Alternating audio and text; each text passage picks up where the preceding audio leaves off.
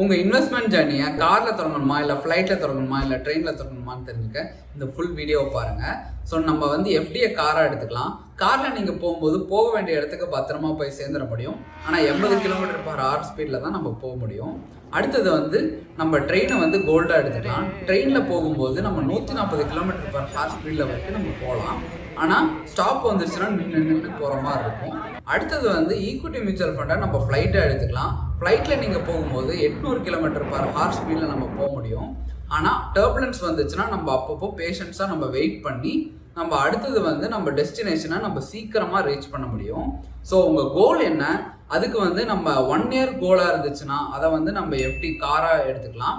அதே மாதிரி உங்களுக்கு லாங் டேர்ம் ஜேர்னியாக இருந்துச்சுன்னா அதை வந்து நம்ம ஃப்ளைட் ஈக்விட்டி மியூச்சுவல் ஃபண்டாக எடுத்துக்கலாம். அதே மாதிரி உங்களுக்கு பேலன்ஸ்டாக போகணுன்னா நம்ம கோல்டு, அதாவது ட்ரெயினை நம்ம எடுத்துக்கலாம். ஸோ இது எல்லாமே வந்து நம்ம இதை வச்சு நம்ம முடிவு பண்ணிக்கலாம். உங்களுக்கு ட்ரெயின் இல்லை ஃப்ளைட் இல்லை கார் இது எதில் சூஸ் பண்ணணும்னு தெரியணும்னா எங்களை காண்டாக்ட் பண்ணுங்கள்.